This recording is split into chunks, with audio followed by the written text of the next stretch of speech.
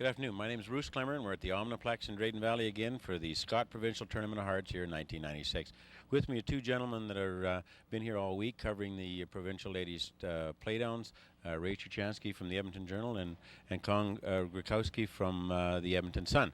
A couple questions I'd like to throw at you guys. You've been watching a lot of the curling. Number one was the talent of these four teams that we got in the semifinals. Con, do you think we're going to have a pretty good representative for Alberta out of any one of the four of them? I think they're would all be great reps. I mean, I've been covering curling for 10 years, and every year it seems the teams keep getting better. You know, as far as strategy-wise, shot making. You know, it's getting to be a lot better than it used to be. And also the Coleman rink last year, Ray, down in Medicine Hat, they went undefeated and they lost the last game to Cathy Borst. You think that's going to weigh on her mind because she's like 7-0 right now going into the semifinals? I think a big difference is that last year they had a system, the Page system, which really was not very fair. Cheryl beat Cathy twice during the week, then played her a game and went into the final saying, I don't know if you can beat a good team 3 times in a row. She already had a mental thought in her mind going into the final game. It cost her. This time she goes into this saying, I've played Cathy once, I've beat her. I think that she's much more positive this time. And she beat her in that opening game and beat her quite handily. So, and they've been hot all week. That's true. I think, though, Cathy has kind of been a team of two personalities. They started out 0-3. They were struggling. The last 4 games have been a lot tougher. I think that it's kind of hard to compare a game at the beginning of the week to what might happen tomorrow or tonight. Yeah. Okay, another thing, the unique shootout last night when we had that tiebreaker. Have you ever seen that in any playdown so far? It was something that was just adopted, I guess, this last year. Is that right, Con? It was adopted. It was kind of ironic that Cathy Borst did win because the rule was instituted because of Cathy and what she went through at the Scott Tournament of Hearts last year in Calgary. I remember that, and I remember when talking to Warren Hansen from the CCA, he mentioned that they're going to have to play as tiebreakers. Well, what's this all about? You know, there's a little bit of outrage in the papers and that. And she had to play 5 games in 27 hours, and I guess during the off season they decided that if you have a playoff spot already clinched, then you don't really have to play another game. Now this last night the tiebreaker was for a 3rd place. So of course now we saw the shootout was for 3rd place. We saw the tiebreaker today. Now you can't eliminate a team by a skills type of thing, which would have been that 4th place thing.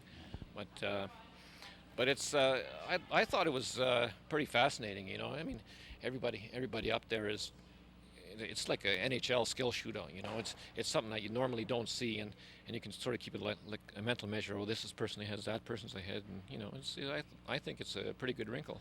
What did the girls actually think of it themselves? Did they like the format for the shootout? Oh yeah, they thought it was pretty interesting. Yeah. Well, that's good. Another thing that, Ray, I'd like to ask, ice conditions here on local rinks and for playdowns such as the provincials are probably a little more truer than to get to the arena ice. The arena ice that they're going to meet in Thunder Bay and whatnot, these girls adapt pretty quick to that stuff, though, don't they? It's interesting. There seems to be a formula developing as far as getting to national playdowns that are played in arenas. You go there the beginning of the week, you're always writing about the human interest stories that are at a national championship. Monday, inevitably, you're writing about curlers complaining about ice conditions. Once they get people in a building for 3 or 4 days, the ice starts to change. It's trouble for the curlers. The curlers start whining, and especially if you've got Ed Wernick in a national championship, he's going to be complaining on Monday, and you can write that story right now. That's right, but that's the game of curling, I guess. Well, thank you very much, Ray and Con, for being in Drayton Valley, and I hope you had a good time, and we're glad to have you here, and we'll maybe get you back for another provincial playdowns here in Drayton Valley. Yeah, just make sure the weather's warmer, though. Yeah, okay. Thanks. Thank you, guys. Yeah. Okay, we'll cut for now, and we'll be back start of the game right away. Good afternoon. We're again at the Omniplex here for the semifinals of the Scott Provincial Tournament of Hearts. Our feature game today is the Cathy Borst against Renee Handfield. They are the 2nd and 3rd place finishers in the round robin and after tiebreakers. With me are 2 gentlemen here that were with me in the opening game. Ross Foster at my medium right, and the far right we got Dave Slachinsky, the curling extraordinaire, knows everything type of gentleman. Welcome, guys. Thanks, Bruce. Good to be back here again. We've got some great action here tonight, and I think we're in for some dandy games here, and we're going to have a very fine representative come out of this to represent the province of Alberta at the Scott Tournament of Hearts. Yeah, thanks again, Bruce. We are really... He must have cut him right off. But he said thank you. Okay.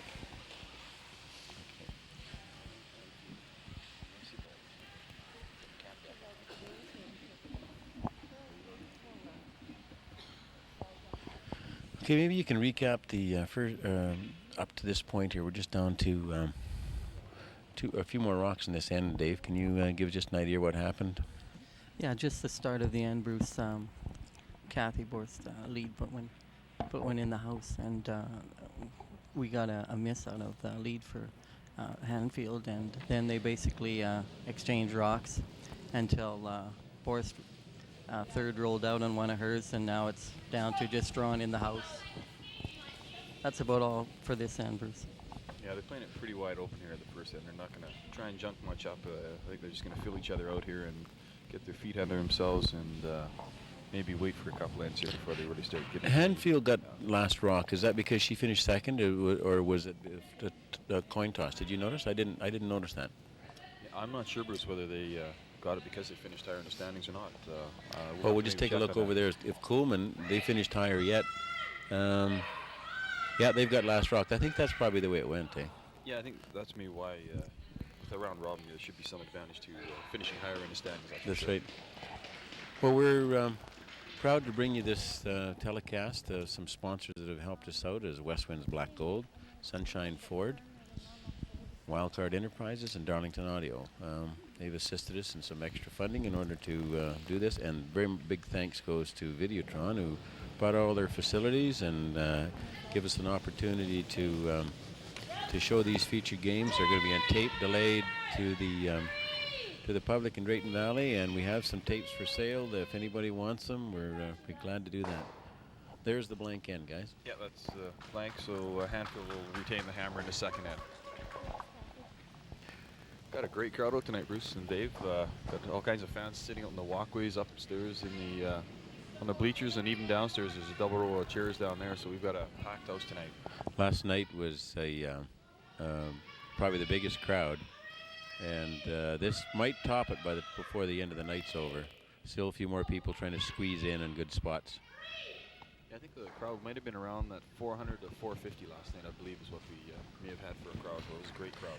Looks like Coleman had to draw for one over there on the other sheet. We're explaining the other semifinal is Cheryl Coleman, who went 7-0 in the round robin and got a bye right to the final, and she plays Shannon Orsini, who won the tiebreaker today against Simone Handfield.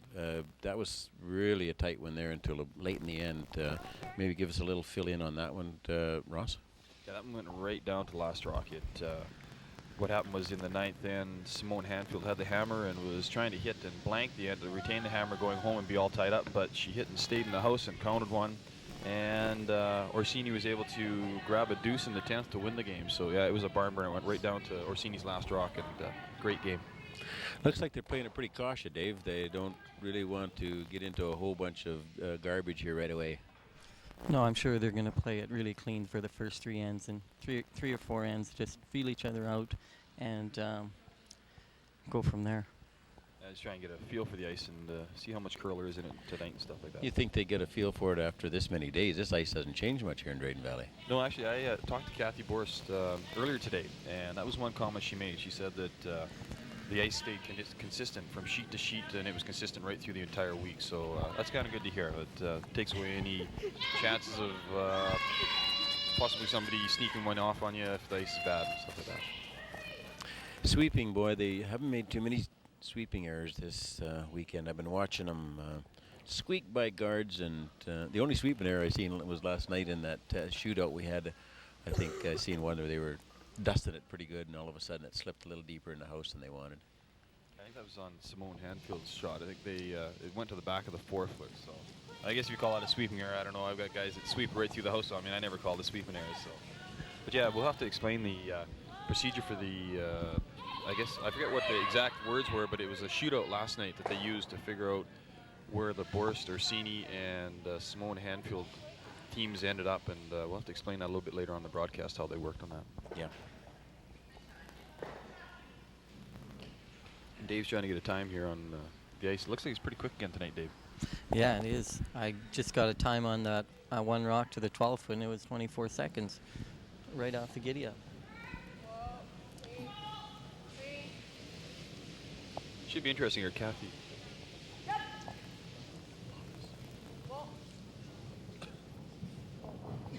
Are we off? Girl, Brenda.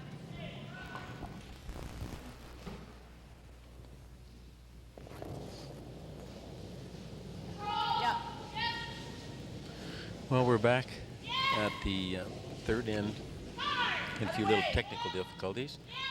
And we're back right now with Cathy Borst's first shot here in the third end. In the second end, the Handfield rink picked up a deuce. Dave, can you sort of recap what happened there? Actually, I'll explain it to you, Bruce. What happened was Cathy Borst on her last shot was trying to come around a guard and take out one of Handfield's rocks, and she overcurled, caught the guard, and Handfield had a free draw for two there, so she picked up her deuce. And sitting right now in the third end, it looks Cathy Borst is laying two at the moment. She rolled that over a little too far, I think. Yeah, if she could have just stayed behind that guard, she'd have been in better shape, but still going to be a tough shot for Handfield. She's going to be trying for the double here. That Orsini rink over there, Dave, have you been keeping track on it? Yeah, I was on the second end. Orsini, she was hitting against two and made the hit, and so picked up one, so it's a 1-1 tie. Then in the third end, she was laying two, and Barb Sherrington from the Cheryl Coleman rink made a beautiful hit and rolled in behind. And so that put Coleman in control of that end, and she's really looking good now to get a pair if she can draw one in behind. Well, I tell you, these girls really whoop it up here, and we got the Handfield crowd, or the cheering section behind us, so we just about got out. Yeah, good thing we got microphones, guys? That's true, yeah. Renee just made a great shot there. She didn't quite get the double, but she hit it and rolled in behind cover. Now Cathy Borst is going to have to decide whether she wants to try and get at that one and get two, or just draw for a single here. And looks like it's pretty tight. I don't think she can get around there and tap it back to get two. She's got to move it about 3 feet, I suppose, eh? well, she'd have to move it a couple of feet at least, but it's going to be a tough shot. She can't throw much weight at it. She's going to have to throw just quiet back ring weight at it and hopefully catch it. Yeah, the ice does come off center a little better than it does going right down middle of 4 foot. It doesn't bend too much on the sheets. It's consistent like that across, but it will go from center outward, so she might be able to, with back ring weight, bump that. I think she's trying that anyway. Yeah, this is a big shot here. If she doesn't manage to get this, this would put Handfield up 3-0. That's a pretty good sized lead in a game of this magnitude. The ice that she's got there looks like she's just going to try and play it soft around there, and if it... Yeah, I think she's just going to play it down. If she just happens to come down and sit on top of it and get shot, she won't be too worried about that either. She's just throwing very light weight at this. Well, former provincial, just about Canadian champion, I guess. Can do it. Yeah, if anybody can make it, this is the one Cathy can make. Yep. They're calling on it now. They're really working this Must be close the way they're on and off. Yeah, she looks like she's a little light, but they're working it hard.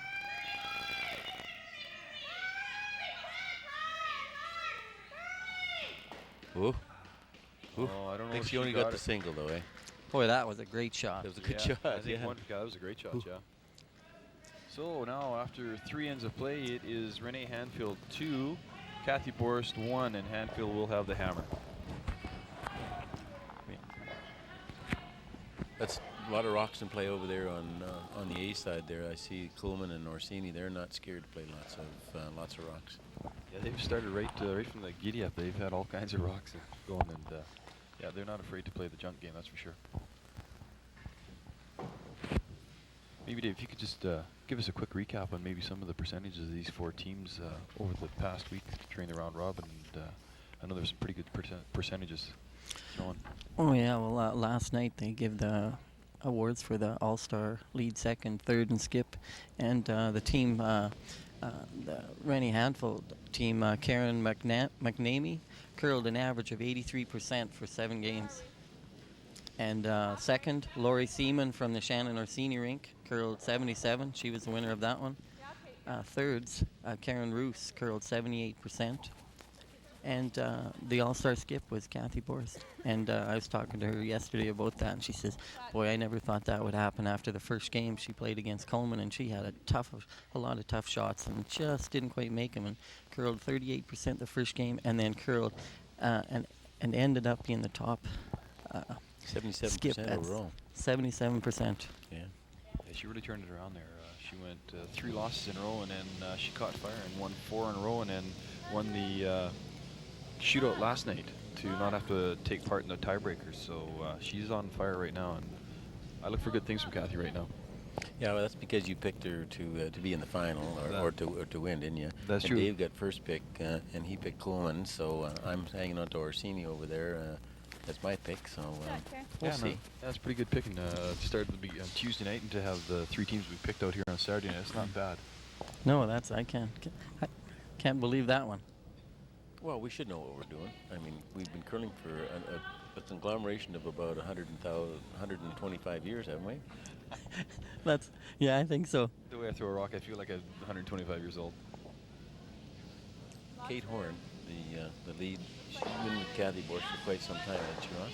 Yeah, she has, and her husband Daryl actually coaches a team, so they've been together for quite some time already. Yeah, A lot of experience on this team. Boomer Cassidy is the new one on this team because they had their second had moved away. Is that right? Yeah, Deanna Shields had to move up north and got a teaching job, so they had to pick up a new second. That was a pretty fair shot, just back 4 foot. Looks like Renee's just going to try and draw down top it. A little deeper than they wanted.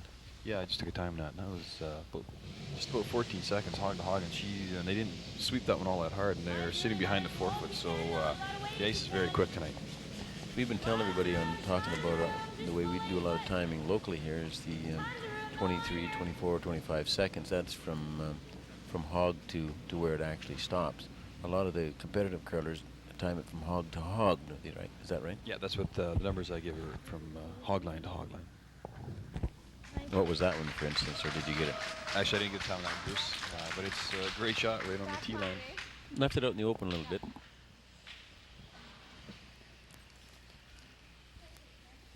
There's quite a slew of rocks over there in the Orsini-Coleman game right at the moment. I think, let's see, there's 1, 2, 3, 4, 5, 6, 7, 8 rocks in the house and 3 guards up front, so they're just playing with all kinds of junk over there. Yeah, Cheryl Coleman, she's not afraid to play a junk game. I know I was doing an officiating the first game, and between her and Renee Handfield, and the first end they had about 14 rocks in play. And there's a big break for the Handfield team. Just seemed to overcurl a little bit there. Yeah, I don't know what it was. Grab anything. Yeah, just maybe she was a little inside there. So Renee is now laying 1 in the 4 foot, so she's gonna have to make a decision. Cathy is, let's see, Renee is laying shot and 3rd, and Cathy is laying 2nd and 4th right at the moment. So we're getting a few more rocks in play this end. yeah, I think you'll see it'll start up to be a little bit more offensive now that one team is up, is 1 up, and the other one's gonna kind of have to try and come back with a little bit of offense. Yeah, we're into the 4th end now, so yeah, I think anytime now they're gonna see there's gonna be more and more rocks every end. Renee is just drawing down to split the house to, I don't think she's going to get in for her 2nd shot, is she? Nice No, shot. she's just playing to be sitting with 1st, 3rd, and 4th shots, so Cathy's going to have to be very careful what she does here now. Yeah, well, that's why she's not going to play. She can let Cathy take a run on it. Maybe she runs it back on her own and gives her a chance for a big one. Yeah, that's for sure. Yeah. Cathy's making a decision what she wants to play. See, Shannon Orsini over on the other sheet is taking a little bit of her time trying to figure out what to do. She's got one, Cheryl Coleman has one right behind cover in the 4 foot. And We've got actually right now Cathy and her 3rd, Maureen Brown, are just discussing what exactly they want to do here. They're going to have to be very careful because they don't have the hammer. Many discussions like this over the last few years on particular shots like this, I imagine, eh? Yeah, I would say these two, they've been through a lot of wars together, and they're not going to be able to talk They stuff. played in juniors or junior girls way back when, too. Yeah, Cathy is actually a two-time Alberta, or I believe no, she was a two-time Canadian junior women's champion back. That's about- Cathy King. Yeah, that's Cathy. That's right. Let's see, that was back about 1980, 79, somewhere around there. I'm not going to try and date Cathy or anything like that, but I think that's approximately when it was. Is Jamie King her brother? Yeah, Do there you was know? Rob King, and Rob there was a bunch of King girls and from Jamie King. Manitoba. Yeah, they used to. I remember them curling a lot, and so she's come from quite a curling family.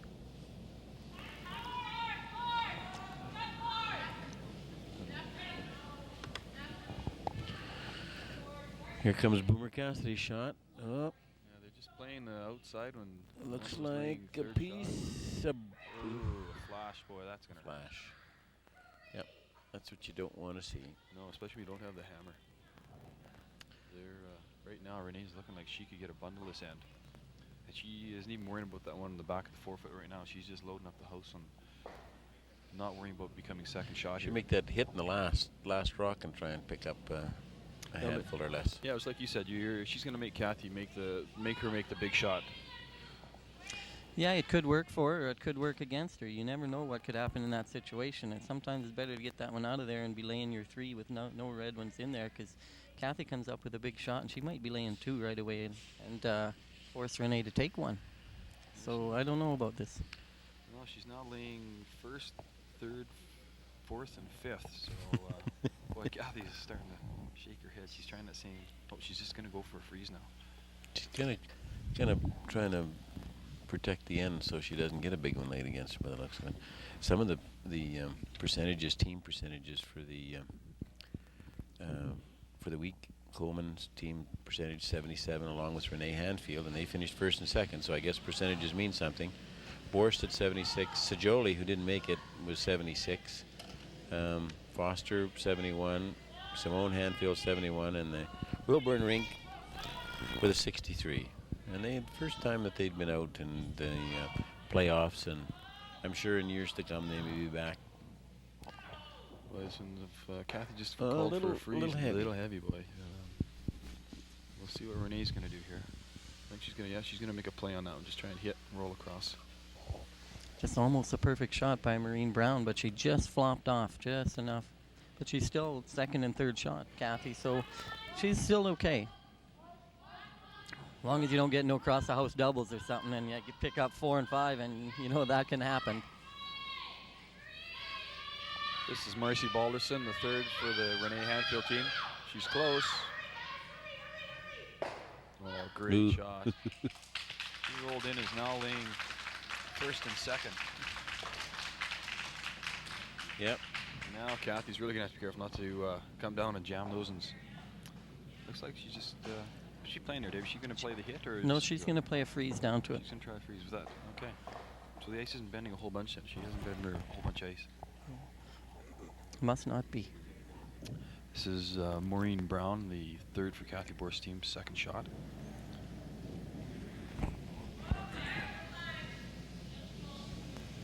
Yeah, they're not sweeping this, and they're saying the line's not good.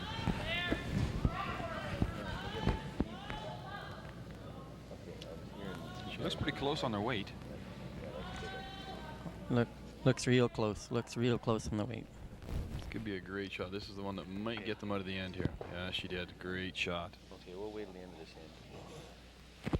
It's hard to tell from this angle if Renee's laying first and second or just laying first with Cathy being second. Oh, now it's the Handfield's rink's turn to have a discussion with their skip in third. Well, just a little update on sheet A over there with Cheryl Coleman and Orsini. Cheryl had last rock in the third end and ended up drawing for 2, and so she's up 3-1 on Orsini now. She's really into the game now after last year winning the round robin part of it and then losing to Cathy Borst. She doesn't want to do that again. After going 7-0, she's out to win. Well, a little bit, few more rocks in play, and makes it a little bit more interesting for the crowd and for us. And there's some brave souls out here that are watching the event down the both sides of the rink. Some with blankets, and some just in heavy suits coats. and yeah. Well, I can guarantee you I've got my thermal underwear on plus my ski pants, and I'm still a little cool sitting here. No, this is Marcy Balderson, the third for the Renee Handfield's team, throwing her second shot. In this end, Renee Handfield has got the hammer.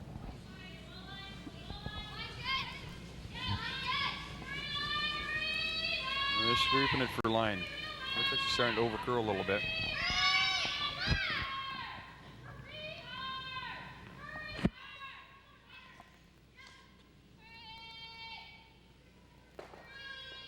Ooh, that makes a difference right now, I'll tell you. That was a bit of a break. Exactly, yeah. You just got to try and get a cap on that for the Borst team, and maybe they can get out of this without losing a whole whack of points. Yeah, I think Renee's still laying one, with Cathy being second shot. I think so. It looks pretty tight there. Wouldn't be a bit surprised if Borst isn't shot on that. Looks like they got a better part of the button. But I think she'd be willing to give up one regardless right now with all these yellow rocks in play. Yeah, precisely. I think she'll just be happy to, like you say, get out of there and give up one if possible. How many crucial games you lost because of a decision when you were a lot younger, Dave? Or are you still doing it?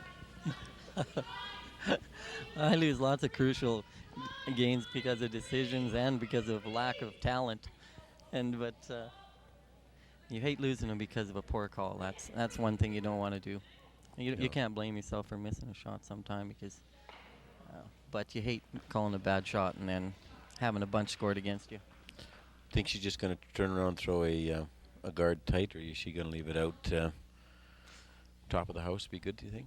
It's hard to say. She might even be trying to freeze to her own. I don't know. I don't know how they're set up in the house, whether that red one will split off onto the yellow or not. There's a lot of them behind the tee line, so I kind of guess that's kind of to her advantage there. I would say she wouldn't mind if she's in the front 12-foot or if she throws up. Just watch it come down. They say the weight's good. Line looks good. Cathy's yelling that it's got to curl a lot here, so I think she's just playing the guard. Yeah, top of the house. Yep. Yeah, that's a real good shot. I don't think she can hit it on the inside. I think she's got to hit it on the outside. And then if she does hit it on the outside, then Cathy can come down and put another guard on it, and she could get one out of this yet. Well, Renee's really looking it over. She gets some way of getting that darn red one out of there. Yeah, it could be about 50 different possibilities here that could happen here. What about the double itself? She could double that last round there, maybe. It's probably going to run back onto those other yellow ones and still leave her. Yeah, I don't think she can get that red one out of there. Some minor explosion has to happen in order to she can clean it up. A stick of dynamite to get that one out of there, I believe. Yeah, after the way the end started out with all those yellow rocks in play, Renee might have to almost concede one here, if Cathy shot with that one. Coleman's up 3-2 right now after 3. They're playing the fourth end, and Arsini just pulling around there. We're trying to keep you abreast of both the semi-final games, because the winner off of Sheet A and the winner off of Sheet B will be with us tomorrow in the final of the Scott Tournament of Hearts here in Drayton Valley at the Omniplex. Yeah, it doesn't really matter how many wins you have in a row, does it, Bruce? Here, you could have 7 in a row, and now it's count down to do or die. Yep. Yeah, just a one-game shootout for all the marbles. So, like I say, Coleman's wants to definitely prove something going 7-0 in the round robin. She doesn't want to lose it now. Ross, how many people do you feel we had in the house here last night watching the curling? I kind of guesstimated that we had between about 400 and 450 people down here watching the curling last night, and I'd say our crowd tonight is almost as large, I would think. Boy, it looks to me, Ross, like it's even larger. That could very well be, Dave. She's throwing a lot of weight at this one. No, sir. Well, boy, she just knocked her own out. I think she's left Cathy laying 2. Yeah, she has. Cathy's laying 2 on her right now. She just overcurled by probably about an inch is all she did, and she would have had plucked that red one out of there. That was the danger of that shot. She Like I say, she had about 50 different possibilities, and the one possibility that she didn't want happened. That happened. But But I then tell you, that happens a lot of times. you've been there and done that, haven't you? Both of you. Oh, yeah. Yeah. I usually make the wrong shot all the time. Well, it's a game of curling, and provincial champion Cathy Borst going to put a little cap on this. I think she'd be smiling quite nicely if she gets away with a steal, and maybe a steal at 2 here. She'd be quite happy. I think if you go back to the second shot, she probably said, "Boy, I hope I don't give up any more than 1." Yeah, she was looking like she was in a lot of trouble there when they were early in the end. Yeah, if she'd have give up 1, it would have been 3-1, and you know that's tough to come back. Yeah, if she puts a capper on here, it's going to be awful tough for Renee to try and get it out of there. I think her only possibility is going to be to draw down and try and cut her down to the 1s. So.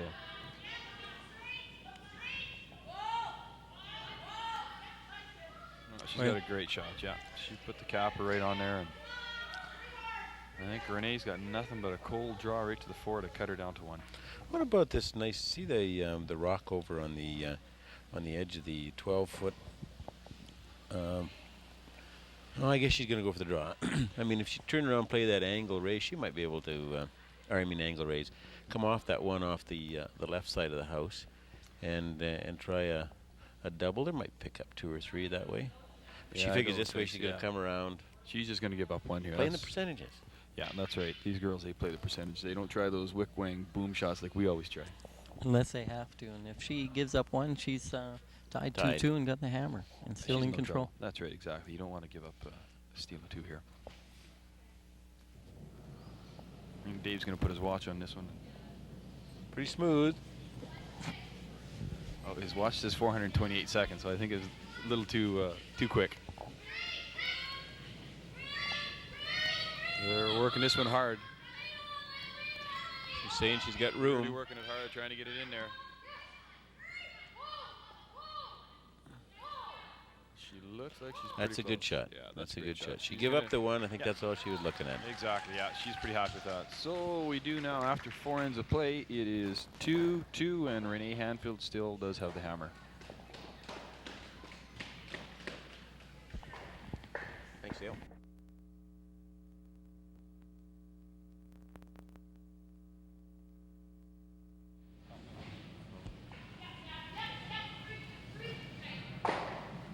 You ready? Okay, guys, we're back at it. Sorry for the power failures and trouble throughout. Maybe it's too cold outside, I'm not sure, but maybe we can do a little recap here for the people. The 5th end here in our featured game, it was the Handfield had last rock, and Cathy Borst came down with her rock and on her last shot to come around, and she actually rubbed the guard and give Renee Handfield a chance for 2, and she couldn't. And as it turned out, she missed the free draw for the third, or for the second point, and actually only got the 1. They went to the 6th end. Cathy Borst blanked that. Come back to the 7th end here, and Cathy Borst tried to hit and roll out and end up staying. So as it is right now, it's tied 3-3. And Handfield's got the edge right now. They've been curling pretty near wide open, except for the 5th end. Is that right, Ross? Yeah, it's been very, very wide open. They haven't really tried to generate a whole bunch of offense here. They're just, again, they don't want to take any chances of giving up a big end. So they're just going to be up and down the sheets and hit. Chances, boy, I'll tell you, over there on that Coleman Orsina game there, Dave, can you give us there's some big ends being scored over there. Boy, that's been quite a game, that one. First of all, Coleman's up 3-1, and then Orsini's got a free hit for 3, a good shot in the 4th to go up 4-3, get into control, and all of us, and then right back in the 5th end, they're playing, and a couple of big hits and rolls by the Coleman rink, and all of a sudden she's drawn for 5, and so it's 8-4 now. And it looks like they got about 4 more red rocks in there and 1 yellow. So, but at least Orsini's got the hammer, but she's got to pick up a couple here. It's getting pretty late. She's has been in hot water all night, but she did pick up that that 3 in the 4th end, and then back comes Coleman. This year's a tight game that we've got here in our feature game, and it looks like it's going to go right to the 10th end by the looks of the way they've been curling, eh, Rice? Yeah, I'd say so. It's going to come right down to like the last shot, just as it did this afternoon in that tiebreaker between Orsini and Simone Handfield. That's one thing about the Cheryl Coleman, though, on that sheet A.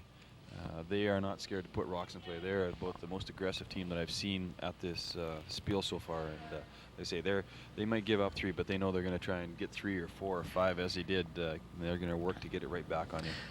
Yeah, the best team for creating offense has been them all weekend. They might have dropped, like you say, a deuce or something like that, but boy, they've been getting the big ends back. This was Cathy Borst's second. Former Cassidy, she just threw it in there and hit and rolled into the house, and Renee's just going to hit it as well. Just a game of cat and mouse now. They're just waiting for somebody to make a mistake.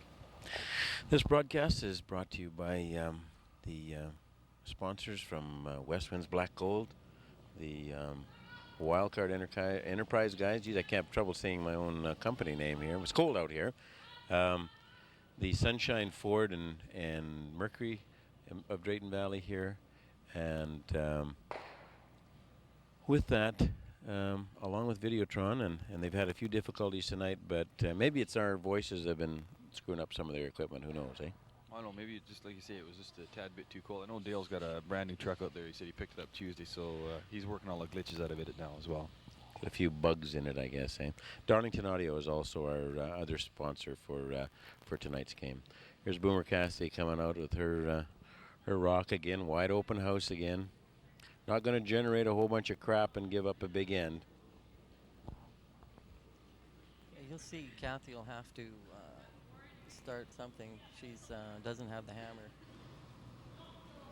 And tied up 3, and it's getting late in the game. It's the 8th end now, so she'll be trying to get something going. Yeah, this is the end that I think Renee would dearly love to pick up a deuce here in the 8th, and maybe try and hold Cathy to 1 and 9 and have the hammer coming home possibly, but who knows? We'll find out here as we go along. She threw that last one in the house, though, or was she just a little heavy? She wanted a guard out top, or No, she wanted it in the house. She doesn't want anything up high. They're just, like I say, they're going to wait and see if they can get a miss out of this Renee Handfield team. And the way they're shooting right now, I have my feelings there's not going to be much missed. Not too many misses on takeouts. I noticed they've rubbed a few guards coming in, but in the last few 3-4 ends, but they aren't missing any takeouts. No, that was Tina McDonald, the second for the Renee Handfield team, throwing there. Yeah, I think these teams could throw a hit all day long and hardly miss any rocks. The ice is so good for hitting. You just give yourself an inch ice and up and throw a little better than board weight, and the sweepers control it. And great ice for hitting and drawing, as we seen last night. The leads were maybe Ross, you wouldn't mind talking about last night, the shootout we had. Yeah, last night what we had was there was 3 teams that were tied for the 4th and final, or I should say there was 3 teams tied for 3rd and 4th. And how it worked was the Cathy Borst, Shannon Orsini, and Simone Handfield teams came down on the ice. Each member on the team threw 1 rock. And what they did is when the rock came to rest, they would measure it from the center pin to the edge of the rock. They combined the totals of all 4, and the team that had the lowest, I guess, footage was won. And as it turned out, Cathy Borst was a team that won that shootout, so they automatically got 3rd place. And then the Orsini and Simone Handfield teams played off this morning, or I should say this afternoon, in a tiebreaker to see who was going to get the 4th and final playoff spot. And as it turned out, Shannon Orsini defeated Simone Handfield in a great game this afternoon, and that's why we now have Renee Handfield against Cathy Borst. Yeah, it was very unique, that format. They said it's the first time that they've ever instituted it. Yeah, I've never seen anything quite like that before, and I know the organizers from the ACF and NALCA and everybody, they were on the phone and trying to figure out exactly what the ruling was going to be, so it kind of caught everybody by surprise there, and but hey, it was great, kept the fans in it, and I know everybody just loved it. It's just like a shootout in hockey. Even the curlers themselves, they saw it was very fair because all 4 curlers had an opportunity to input where they finished. It wasn't just the skips rocks. Yeah, and it that way you don't just have one person on the team feeling bad if they've missed a shot. There's all 4 get a shot at it, and I think, like you say, that was a great way of doing it. Maureen Brown now just delivering her her rock here, trying to come around the rest it down there, maybe freeze up to that rock in the back of the house. Yeah, they're not touching this, and it looks like it's sticking out there a little bit. They haven't said right off yet, but she's getting closer now. Moving now, yeah. No, they're starting to clean, so I think she's got it. Nice shot. Looks like a good shot. Boy, look at over there on sheet A. Coleman's got up Rasher Redmonds in there, and Orsini and Jackie Ray Greening, the girl that did a heck of a fine job on our emceeing our banquet on Thursday night. She just kept us in stitches. A curler extraordinaire and a good MC.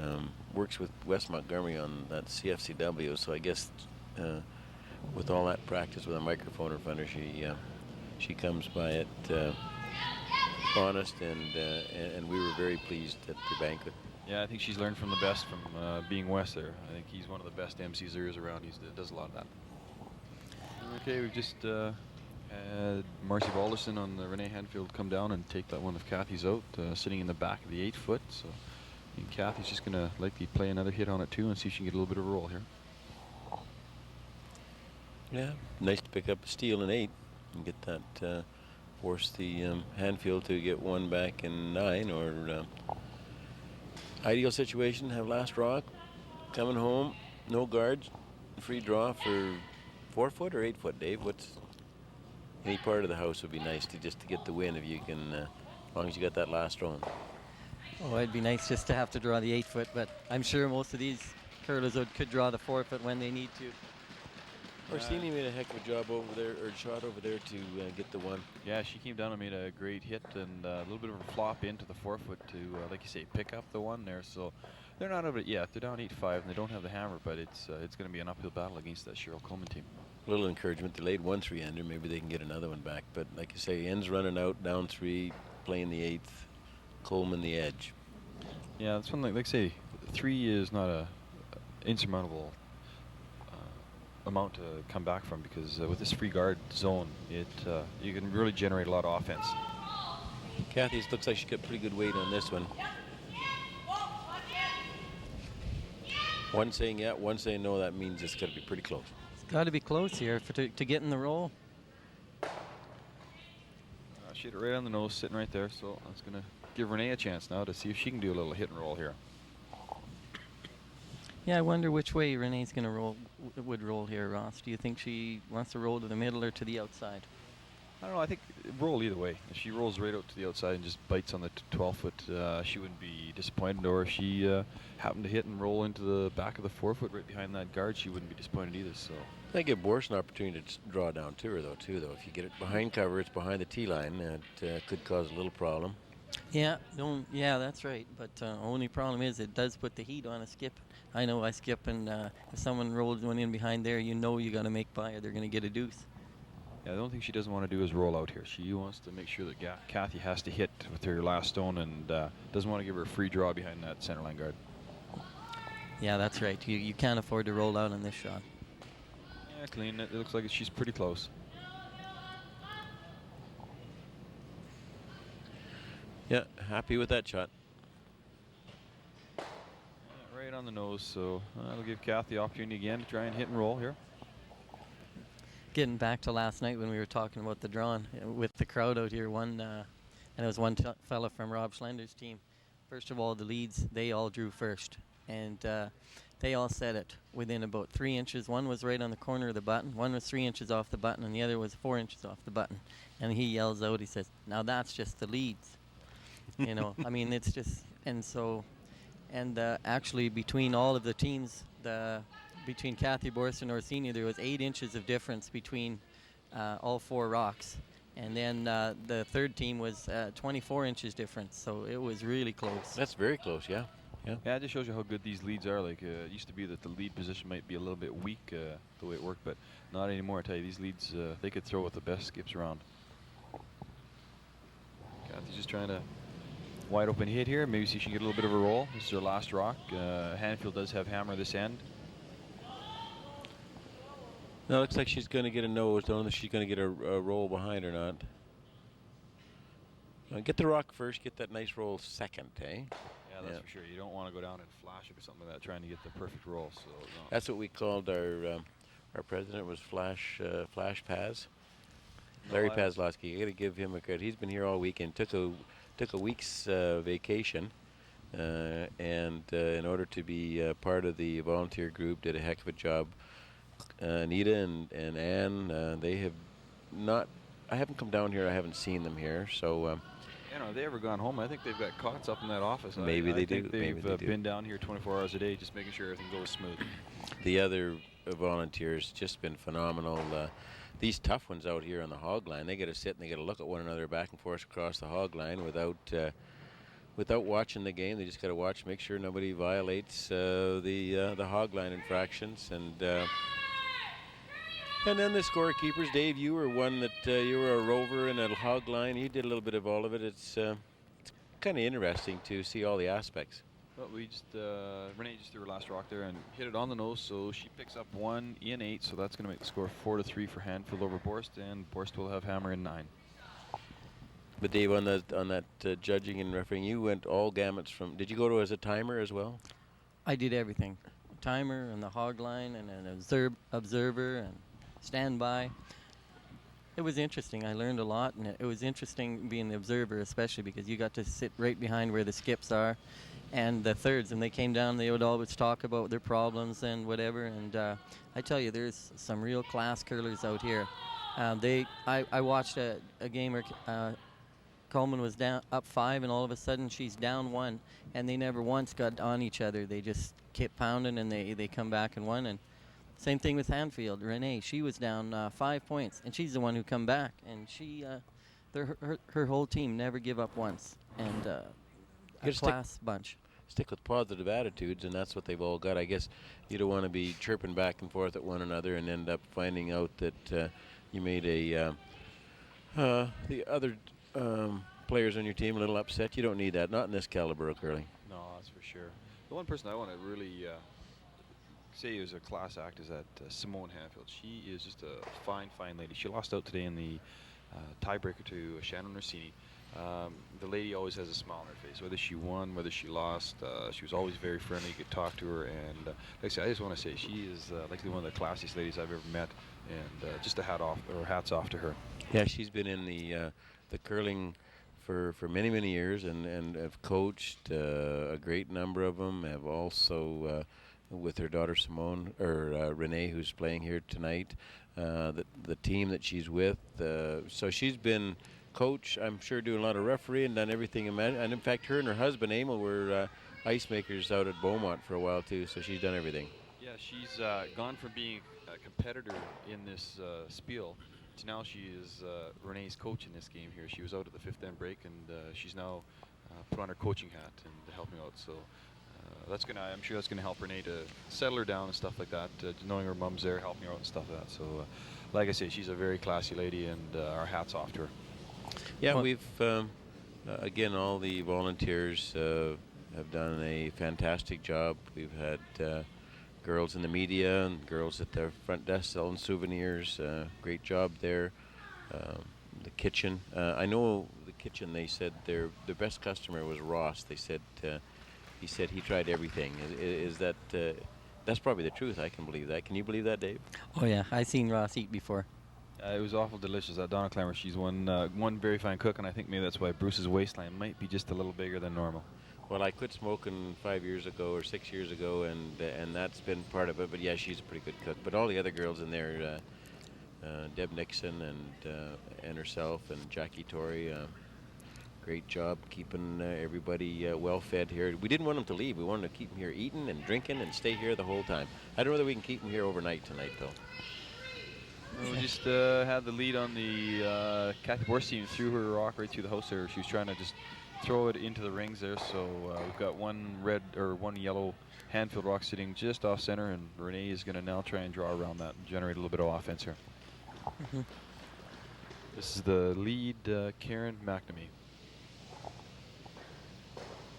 Yeah. The girls, pardon me, Dave. The girls come out with extraordinarily the same slide. This Handfield team, they all seem to deliver about the same way. Must be very easy. If all my teams threw the same way, I think it'd be a snap. Yeah, that's for sure. Your team doesn't throw the same. Kind of like mine. We all kind of throw a little bit different. But well, actually, 3 of my team throw the same, but I'm kind of the outcast there. I'm the oddball on mine too. My team tells me that all the time. Yeah, I think that's just a sign of the age. These guys are all about the same age, quite a bit younger than you guys, and they all have that nice flat foot delivery and very nice smooth curlers. Well, Dave and I started on natural ice over at Alder Flats many years ago, so I think that accounts for some of our bad habits. Yeah, and we never had anyone coaching us like these curlers nowadays. Right from 9 years old, they're getting coached in curling on how to start out and curl the right way, and it's sure making the competitive curling is just so good now. You're asking Kate Horn here just to try and peel this guard off. Good shot. Oh, that was a good shot. Yeah, she's hit Kept both. it open. Yeah, and well, she put it over on the corner, so that's going to be to Cathy's advantage now, having that yellow rock about 2.5 feet off the center line. Renee's just going to try and put it right back on the center and try and plug off that 4-foot. Coleman over there, I noticed on the other thing, she's got a shot. Looks like she can possibly make a hit, be lying 2, and force Orsini to make another tough shot to hold herself in that game. This is Tina McDonald, the second on the Renee Handfield team, throwing here. Throwing up another guard. Got to try and get a steal, get 2 up coming home. Either steal or maybe try and force Cathy to take one here. That's, I think, their strategy. This guard split a little bit. She might be able to get a piece of one and over onto the second one. Yeah, she might be able to knock them both off and roll the shooter into the rings yet, so we'll see what she does here. Yeah, Roll up. Renee doesn't try. She does really want to get a steal bad here. She doesn't want to go home 1 up without the hammer. That's not a real good position to be, but... That's how her mother lost today. She was 1 up coming home without the hammer, and they had 1 miss, and Orsini got the pair for the win. Cassie just peeled that one off, and just that one yellow one kind of sitting out off the center line. That the red one over by the divider there, I don't think it's going to come into play at all. Nope. See our mayor standing over there against the wall with his with one of his team members, or Monday Night Mix. So we've got quite a few people from out of town. The Handfield family. There was some came from Saskatchewan to come here to visit, to watch, and there's some people that I haven't seen for years and years are out here watching the event. So it's been great. Yeah, we've had people all the way from Hudson Bay, Saskatchewan coming over to take in this event. So this curling is far and wide, that's for sure. Gonna peel it one more time. You're gonna go around now. I think Cass looking at trying to peel them both off here, and she's looking at the angles there. You're gonna have to throw the normal way she's playing here. now, I think she's seeing if she can't maybe blank this end. She'd like to keep that hammer going home and only be 1 down and be in a nice position. She just told Cassidy, Boomer Cassidy. What's Brenda Boomer Cassidy, isn't it? Yeah. She just said play normal. She's trying to peel them both. Whoa, go across. No, she's not. She's going to get a nose just about. She peeled it off. That's a good shot. Got it right out of there. Sit. So keeps the 4-foot open. I guess that's the key. The event of the World Curling Tour 1996 is going to go November 1st to 4th. That will be our 4th annual. It's a very popular event here in Drayton Valley as well. And last year we had the girls 8 ladies rings to come out and play on a side of that. In fact, 3 out of the 4 girls teams you see here right now were actually in that event. And it shows to be very popular, and we'll run that again. We got some events here for the rest of this year. Maybe you can mention the dates if you know what they are for the men's and mixed and ladies, Ross.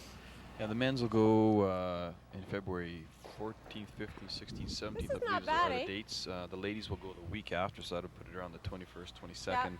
And then the weekend after that will be the high school provincials on March 1st and 2nd. So we've also got the mixed open spiel, and that will be in March, the middle of March, 14th, 15th, 16th, right around there. So we've got a lot of curling action left in this season yet. They can get a hold of Larry Pazlowski for any of those. Give him a call, and they can enter your teams. We'd sure like to have you. Ice conditions are always great here. Hospitality is even greater. And there's a big miss.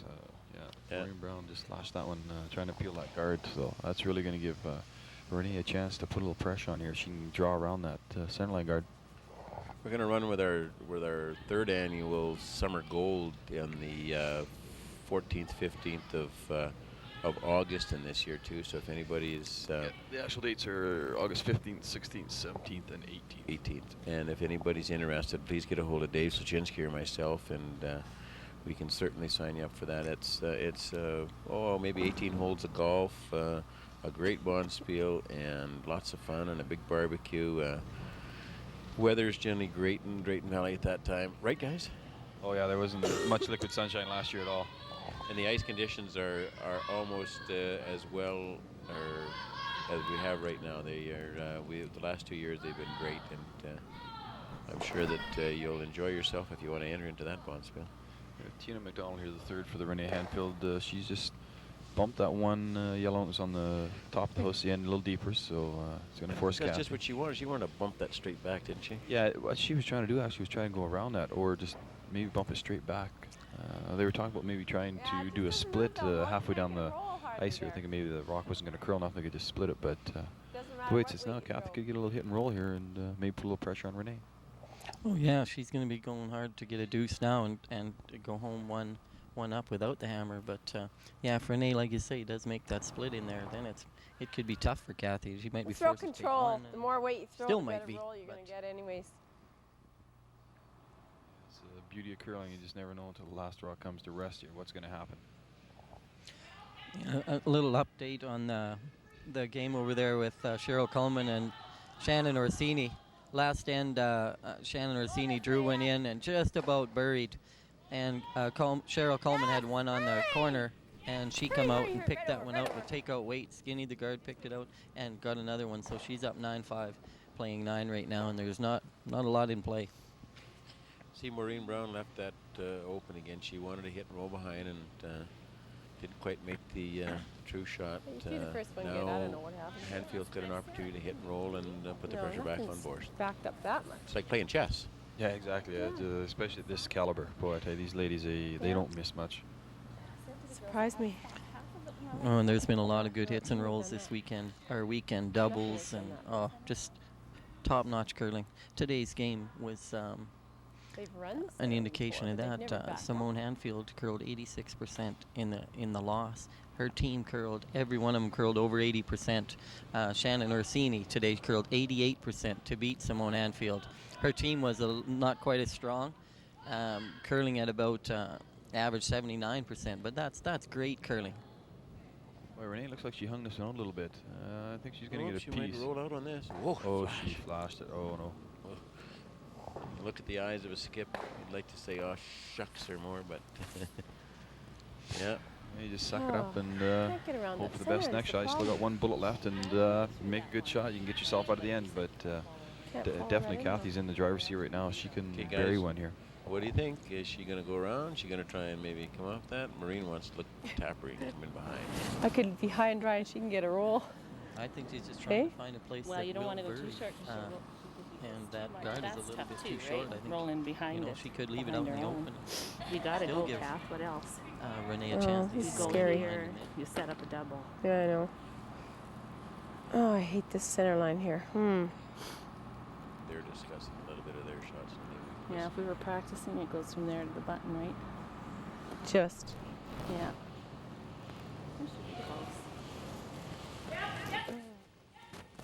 Yeah, they discussed it over, and looks like she's going to try and come around. What's she playing, Bruce? A bump? Come around. It'd be nice if we could go through that hole there. This is a big break for Cathy here. She can get a deuce here, boy. She'd be in Hate this run so pretty nice straight. position Can't here, get going into 10, one up without the hammer. Maybe try and force Renee to take one and have the hammer in the extra end, or maybe try and steal one in the 10th end as well.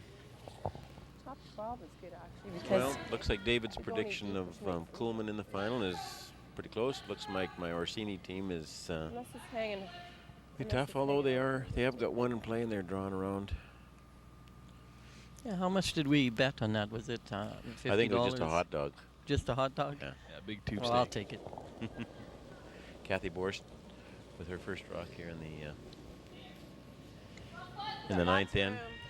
Yeah, it's interesting. This on the sheet device that we're covering here, every one of the curlers are using a synthetic broom. There isn't a hair broom out there, and I don't think we've had a rocket pick anything or hit a hair or do anything like that. So the ice sure is clean. Well, I don't think that's quite where she wanted it. You set it up for the double. Yeah, this is a natural double here now.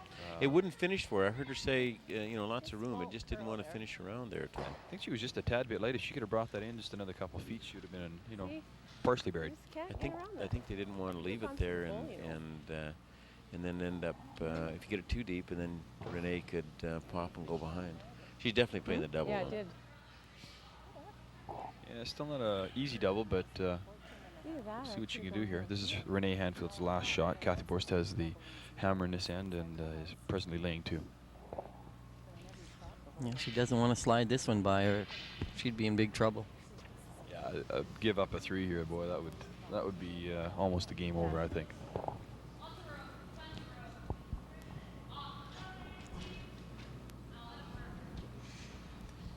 I'd like to.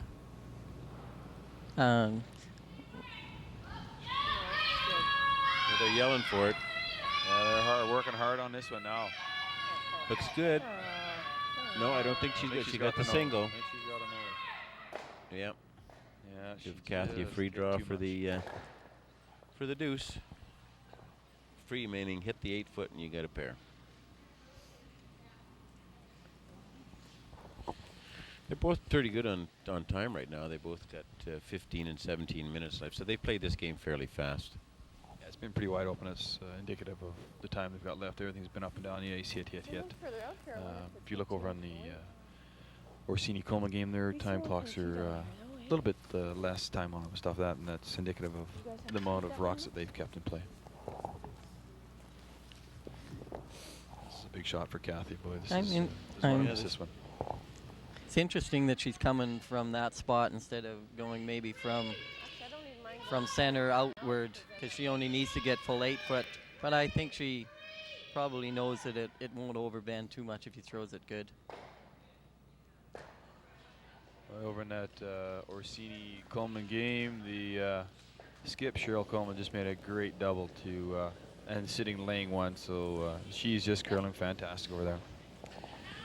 Yeah, whoever meets her in the final game is going to have their hands full. Well, she's got the room. Is she there here on the She looks pretty close, I think. Maureen Brown is out to help. Boy, they're really working this one. Oh, I think she's short. Yeah, she's light. I think she's short.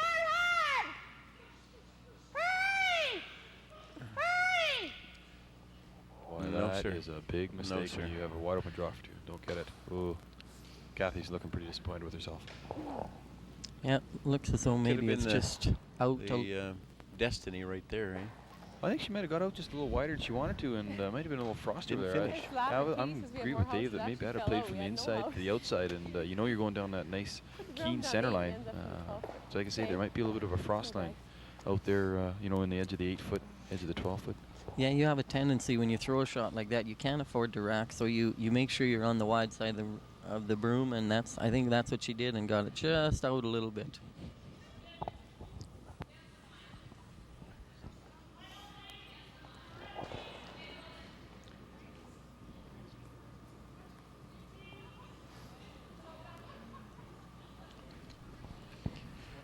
Well, this is the last end, and we're going to see if the Borst rink can throw up some garbage and get around and get the steal. Yeah, this is a close one, eh? Bruce, 4-4. You don't get much closer than that going home. You just wish that you had the hammer. Yeah, the hammer's kind of important on this one, and Renee has got the. They've missed their chances though. Like Renee had a chance for the deuce, got it, and only got the one earlier on in the 5th end. She had a chance for the double here and missed it, and then Cathy, for instance, had an opportunity to get the deuce here and just left it outside, and you just can't lose those chances and or take advantage of those chances, Dave. Yeah, that's right. It's really tough. it's tough on your team, and it's really hard on yourself. You always put you put yourself down for that, because you're the one who has to make the last shots, and when you miss them, it's really heartbreaking. She's just trying to rub that because it's a free guard zone. She can't take it out of play. So all she wanted to do was just to rub it over, over on the edge of the sheet, and without taking it out of play. And if they had have moved it completely out, then it would have been able to be replaced back to where it was. But so it was a lot of them try that little nudge over to the side. Yeah, some try and do it that way, or some will try and use just board weight and come, and then they can judge it a little better with the sweeping. And just bump it over and roll over to the side. And the reason they do that is so they can keep the forefoot open all the way, so that if they have to, they can draw for the win. That's the bonus of being tied up with the hammer. You don't just keep the forefoot open, and you can always get your draw to win. Good shot. This one curled over a little bit more, I think, than what Cathy wanted. Kate was maybe just a little tight on the broom, and but again, I guess you got the potential of two guards there now in play. Oh yeah, Cathy has to have lots of rocks in play now. She can't afford to have the house open. Rocks are a must. Yeah, rocks are a must. You're right. Said off, so.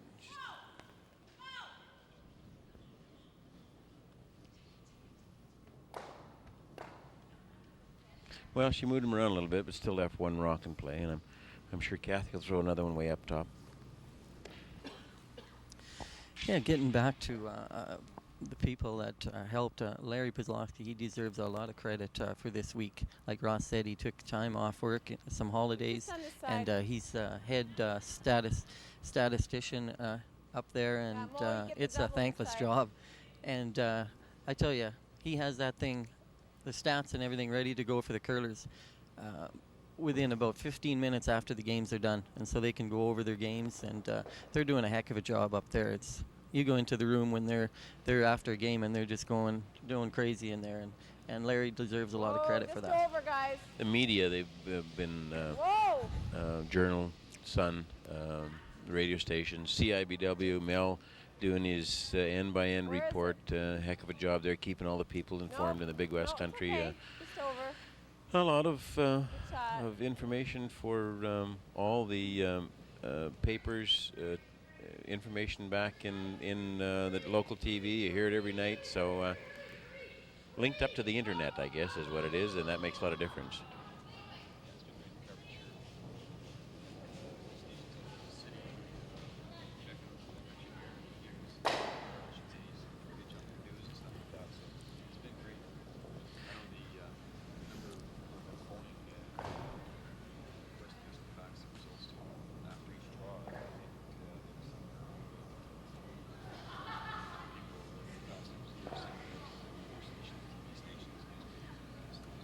Last year it was really hard to try and find out the results of this when we were down in Medicine Hat. I know we ended up having to actually call the curling rink down there because it was just nobody picked it back up. So I guess in central Alberta here we'll try and do our darndest to get the information north and south and any place else that just wanted.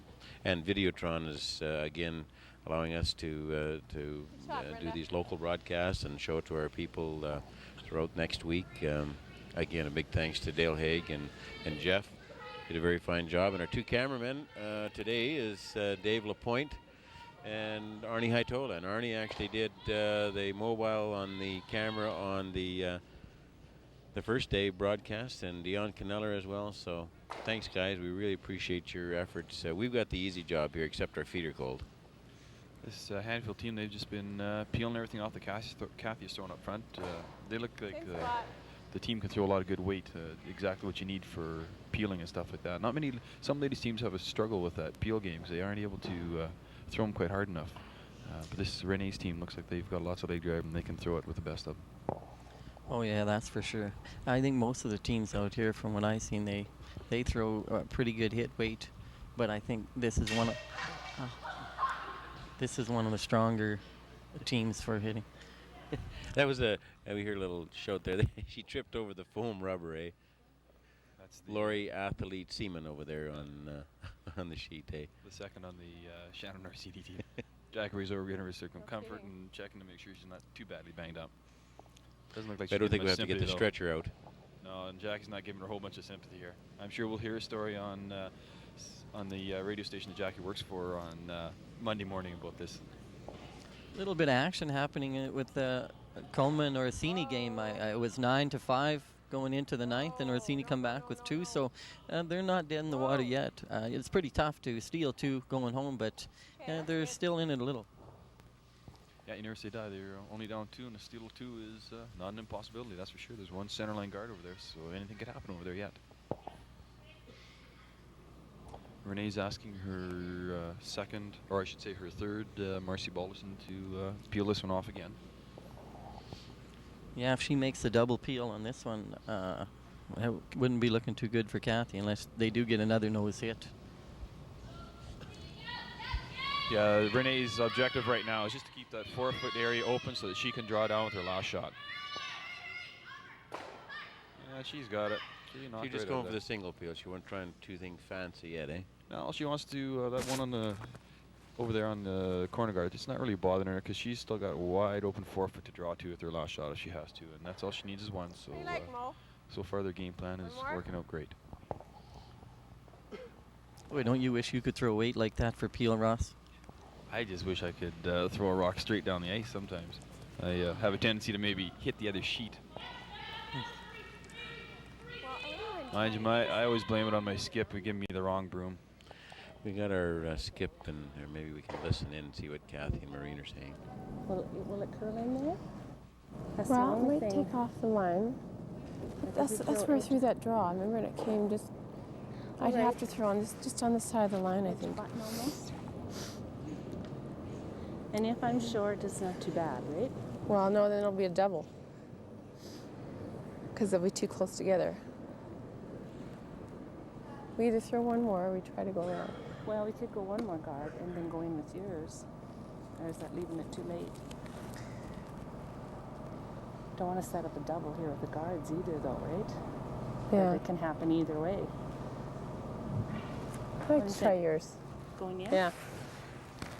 Yeah, they just said they're going to go in now, so rather than to throw a guard up.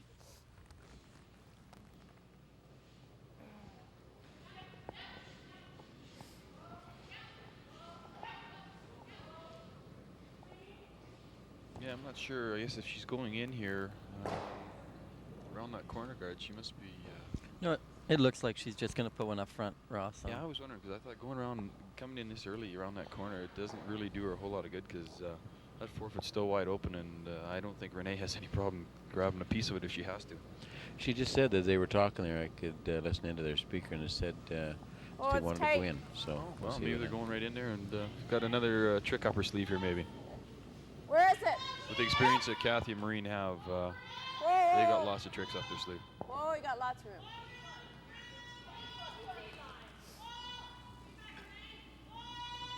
Maybe a little long. Go now. Go now. Hurry, hurry, hurry, hurry. No. Hurry hard, hurry. Very nice shot. Very nice shot. Mo.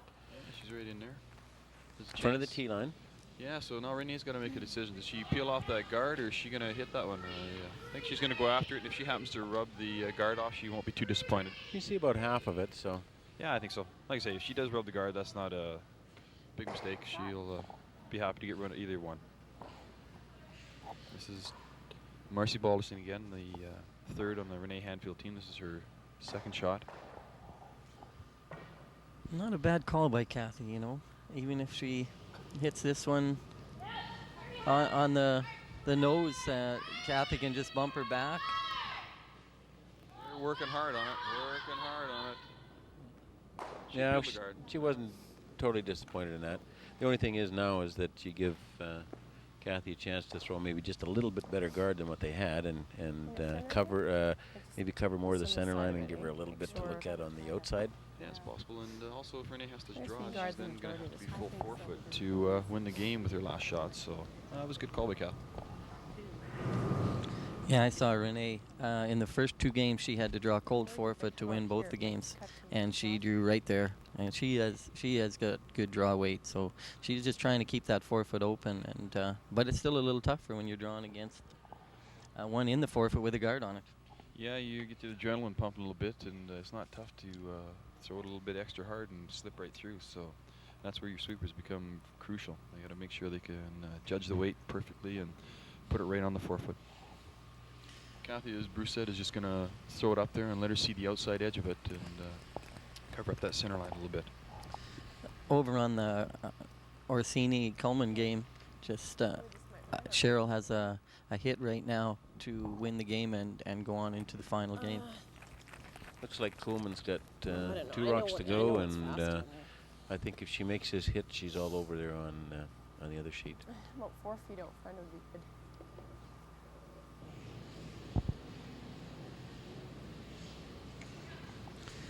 Yeah, Cathy's going to make sure she ends up just in front of the house for sure. Here comes Cathy Borst now with her shot. It's a little tight. We can tell you that the Coleman-Orsini game is over, and Cheryl Coleman has defeated Shannon Orsini, and Cheryl Coleman advances to the final tomorrow for the provincial title.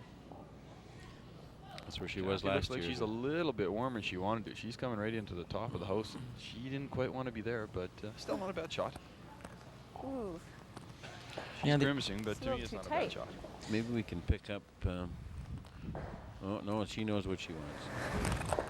She doesn't talk much. She just gets in there and gives her that Renee Handfield. Yeah, she knows what she wants to do here. So if she could hit this one just off nose, she could spill them both out here. But there would be a rock. I believe her shooter would have to stay and be pretty close to that center line. I don't know. I think she's probably trying to hit it from the outside raw so that she can roll to the corner a little bit.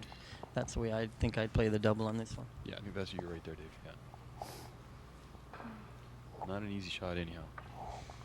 Boy, you don't see anyone leaving the stands yet with this game going on here.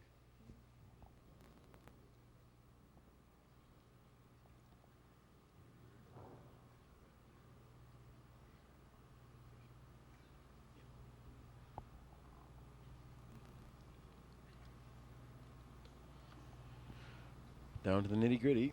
3 rocks left to go with the advance to the final of the Provincial Tournament of Hearts. Got nice weight on this one. She says off.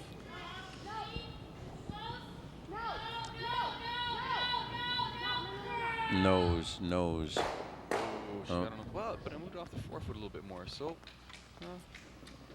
it'll be interesting to see what Cathy does here. I think she's going to likely try and cut that forefoot off a little bit more. Top 8. Maybe throw one up top 8 foot, do you think, Dave? Yeah, you want to keep it just in front of the button. Eh? Yeah, I think. Yeah, right there. You just slapped her broom down. Maureen said that's it. Maybe we can pick up what they're saying. Go here. It blocks the draw, and if she hits it, she won't be shot. Yeah, as long as you put it absolute perfect though, right? It has to be like, you know what I mean? If you're going too deep, it's an easy shot. If you're too short, what's this? Right here. Hmm? Wide open. That's the whole thing. It's tough. What do you guys like? They're asking the rest of the team what do they like. Yeah. Do you like this? I don't think it'll. Pretty hard to get there. Where was that guard that I went past? Well, we could get right here. She's still got the full formal. That's the point of the game. You want to make sure I think right here. wavelength knows what exactly is going on and make sure everybody agrees on the same shot. I know, it's got to be perfectly swept. I know. I'd like it to be a little short compared to a little long and make her play this one. Right? This is easier, I think. Right? Mm-hmm.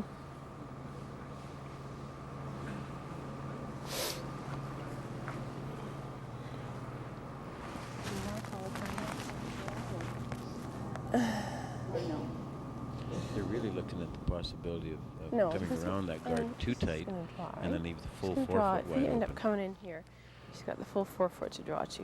There they go, yeah. Oh, on for a long, long time. We can try and maybe corner it around that one. How about that? Okay? We'll try and get short, like just. But then that leaves this. Like you said, you leave the whole 4 open. Okay, then we have to make a decision. What do we want her to do? Draw or hit? They still got a lot of time left in here. Well, no, they don't. They got 3 minutes, 10 seconds. We want her to draw, so this is where we put it, right? Timeouts left as well, so they can stop the clock anytime if they really want. Well, she can't They hit still got because lots if of she hits time. that, she won't be shot. If she hits this one, she won't be shot. Okay, now. But shorter is better, right?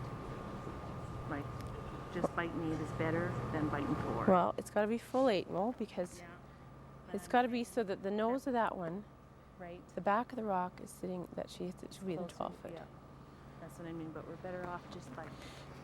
Yeah, we have No, a little more. Right on the edge of 4.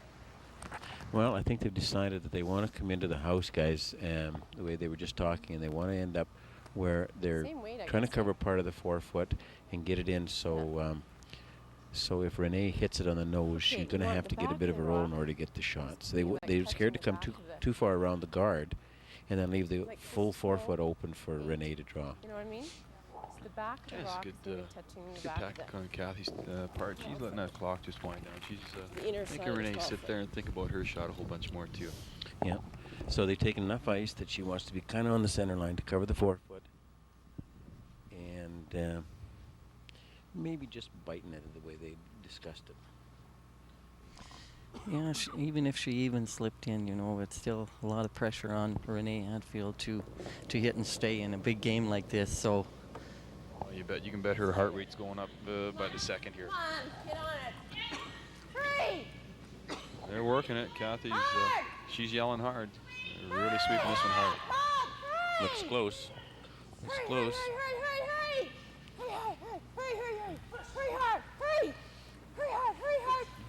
He's hearing it. boy, this looks She's got perfect. a This perfect looks shot. absolutely perfect. Renee's got nothing but a straight draw around to the corner of the 4 foot. That's all she's got left. She can't hit that one on the nose or she won't be shot. That's exactly what they talked about. They got better part of the 4 foot. There might be a smidgen of it showing there, like where she can come by it and try and hit the 4 foot. I don't think she can get enough of it from the other side there. Yeah, I think she's just going to play the intern come around down to the 4 Maybe foot. we'll see. Maybe we'll see if we can pick up what these girls are saying.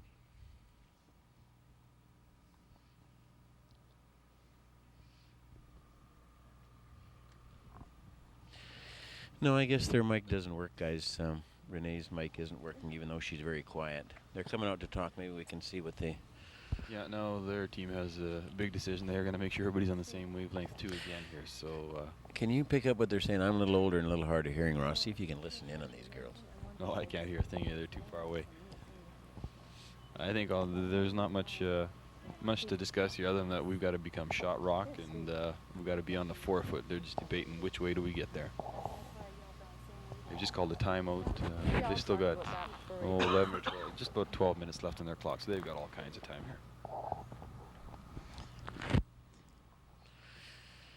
Boy, talk about come down to a nail biter, right down to the last shot of the game.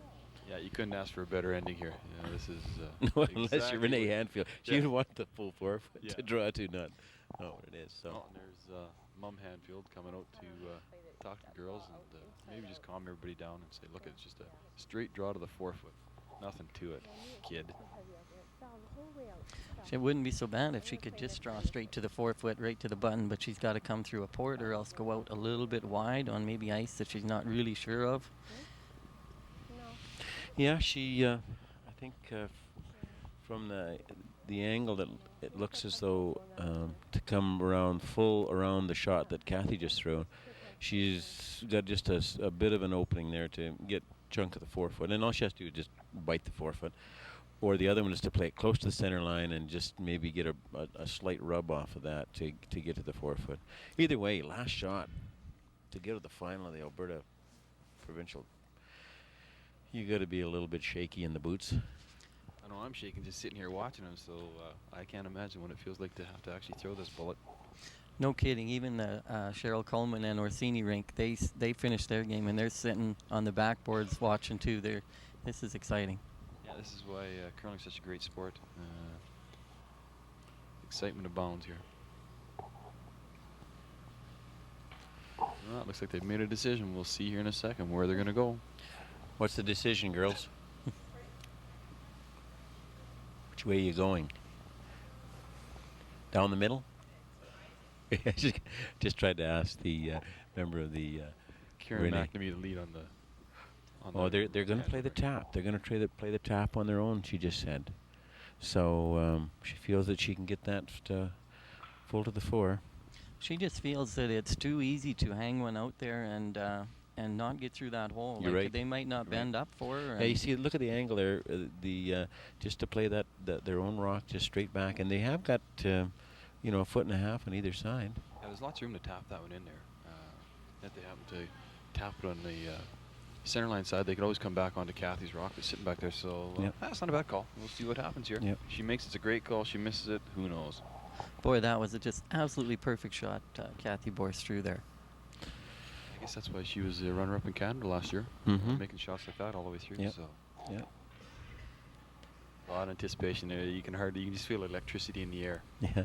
Well, at the completion of this end of this game and the handshake, we'll have a slight break, and we'll come back to interview the winning skip, and we'd also like to talk to our head referee. Hazel's going to be out and join us for a little bit of a talk on the happenings for the last 6 days. Here's the last rock, guys. They said the weight's nice. Weight looks a They're just keeping it clean. They're cleaning. Weight looks a little hot. Little hot. Little hot. Little hot. Well, she looks a little bit warm. Yep. Oh, they're calm. Now they're really working it. Oh.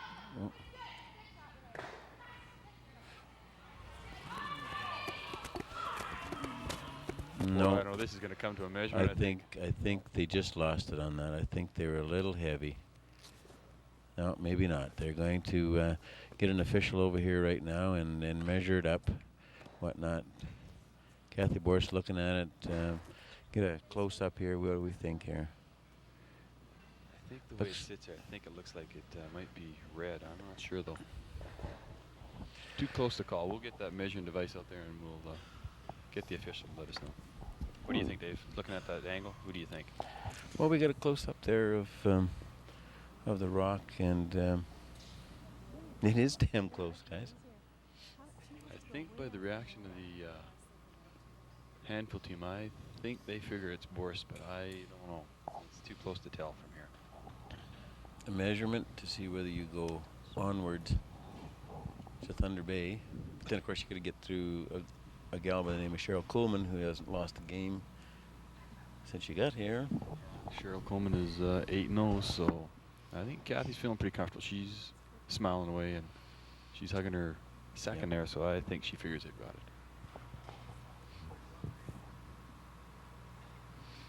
There's measuring of the yellow rock.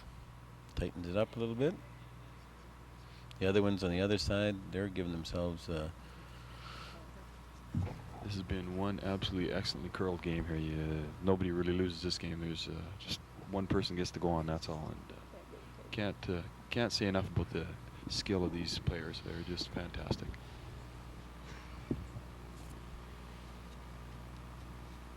I know I'm glad I'm not that judge down there right now measuring this one. Wouldn't be the most enviable position either.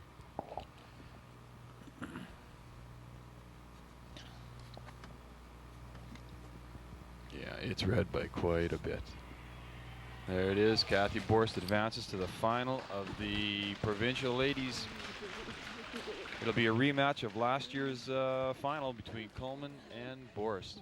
man, that's a heartbreaker for Handfield. She's played so well too, and just that was the thing, the critical thing though, guys, that she had to make sure the line was here, had to sweep it a little bit, and just overswept it a touch. And this is the best part of curling right here. The game starts with a handshake, it ends with a handshake. It's all sportsmanship, and that's the beauty of curling. Okay, guys, we'll wrap it up from here, and we'll be back with some interviews in a few minutes and talk to Cathy Borst. We're with the winning skip of tonight's featured game, Cathy Borst. Ross, I'm sure you got a couple of good questions you can ask Cathy. I just was going to ask, Kath, what was your heart rate doing there on that last shot of yours? Was it about 200 beats a minute? Or? Yeah, I thought I was a little short there. I wasn't sure if I was even going to make the rings, but I got good sweepers, and they took that exactly where I wanted it. So. Yeah, I could hear that squealing going on there, hard, and those sweepers, they sure did do a great job in getting out there for you. Yeah, I wanted to jump in there myself. I've never done that, but that's what I felt like doing, but they're great sweepers. Can you tell me, what was the turnaround here? You guys had a tough start there. You went 0-3, and then you seemed to catch fire. Was there anything Mr. Horn said to you or hit you with or anything like that, or was it just dig deep and get at it? Well, actually, the first game was really the only game I felt that we didn't curl well, and that was against Cheryl. That was our first game. We didn't know, we couldn't quite figure the ice out, and after that we did play well. We played the second games that we lost, we were tied up coming home without hammers, so it's just a matter we didn't have last rock those 2 games. But after that we started to, the whole team was playing well after that, and it was really good. They just made all the shots, and we started on a roll. A little deja vu from last year. You went through the event down in Medicine Hat and lost a couple games, and ended up, Cheryl Coleman went undefeated to that point, and you knocked her off. So tomorrow was the D-Day again. Yeah, we're kind of excited with that because you know, she beat us in the round robin here. I think we'd like to wear one back and go on to the Scots again. That's going to be in the back of her mind too, I'm sure, that fact that oh boy, here I'm gone 0-8, right, or 8-0, and one more, and I got to get that Borst girl before I go on to Thunder Bay. Yeah, I'm sure it is, but they are curling well. I'm sure that their percentages are right up there, so it's going to be a tough game, I'm sure. They are very offensive. We were watching a number of them even tonight. They give up 3 to Orsini, but they come back and nail them with 5. So they don't have any problem of just throwing lots of garbage up. I know. I think if you looked at the 2 sheets, there were totally different games being played, and we can play them both. I mean, it doesn't matter what we get thrown at us, but we like to keep it clean if we can, and we'll just see how it works out tomorrow. You've kind of had the tough road the entire way this year, Kath. I think you qualified at C this year for C Northerns, yeah. and so now you've had a tough old battle. So you're definitely battle ready, and like I say, congratulations. Yeah, that's the kind of team we are. We just are fighters the whole way, and it's nice to see that from our team, that we can come back after a few losses. That's good. One thing I just want to make clear is that I'd picked Cathy to be in the final. David picked Cheryl Crone to be in the final, and Bruce had actually picked Shannon Orsini to be in the final. So I think we've done a good job in our picks, and yes. Good luck to both teams tomorrow. Yes, thank you very much. Yes, okay, and we'll join tomorrow's action with Cheryl Coleman and with Cathy Borst at 1 o'clock tomorrow, and we'll be taping that as well. So good luck to the north and good luck to the south.